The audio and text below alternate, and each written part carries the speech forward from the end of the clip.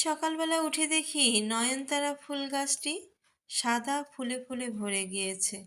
এখানে কয়েকটি দেশি মাল্টা গাছ লাগানো। এগুলো খেতে অনেক স্বাদের হয়, বিদেশি ফল থেকে অনেক ভালো। পুকুর পাড়ে এসে দৃশ্যটা উপভোগ করতে করতে আপনাদেরকে ডেইলি মোমেন্টসের পক্ষ থেকে আসসালামু আলাইকুম। আশা করি সবাই ভালো আছেন। রান্নাঘরে এসে চা বসিয়ে দিলাম। চাটা হতে হতে শ্বশুর আর শাশুড়ি মায়ের জন্য খাবারটাও রেডি করব। আজকে তাদের মেডিকেল চেক আপের দিন, সেজন্য দুজনেই যাবে। আমি শুধু নাস্তাটা রেডি করে দিচ্ছি। আর সকাল থেকেই কারেন্টটাও চলে গিয়েছে। রাইস কুকারে ভাত দিয়েছিলাম, জানি না কখন হবে, নাকি আবার গ্যাসেই দিতে হবে, সেই একটা টেনশন কাজ করছে। সকালে রুটি বানানোর পরে কিছু রুটি ছিল, সেগুলো আমি ঠান্ডা করে স্টোর করে রাখবো। আর এই চালের গুঁড়ো দিয়ে একটা ব্যাটার করে রেখেছি, দেখা যাক এটা দিয়ে কি করা যায়। এই যে শ্বশুর আব্বা পুকুর ঘাটে তার যে সাধের পুকুর ঘাটটি দেখে একবার করে বাইরে যান।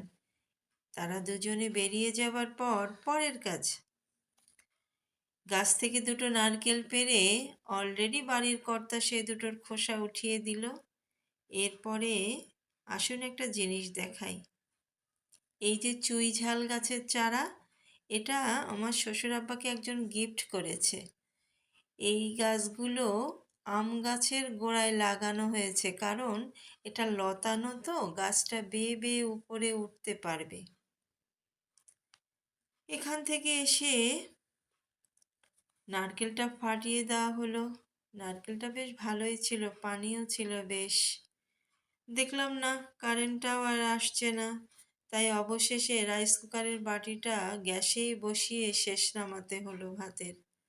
দাদি শাশুড়ির ভাতটাও রেডি করে দিলাম,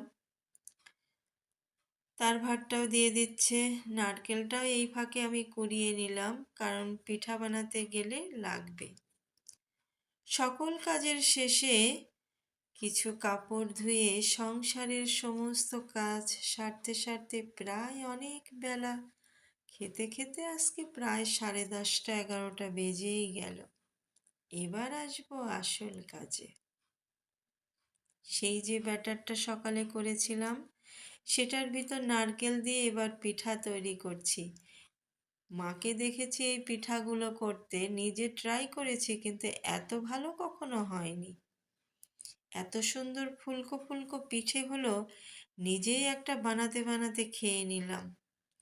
পিঠাগুলো মনের মতন হচ্ছে দেখে খুব ভালো লাগলো।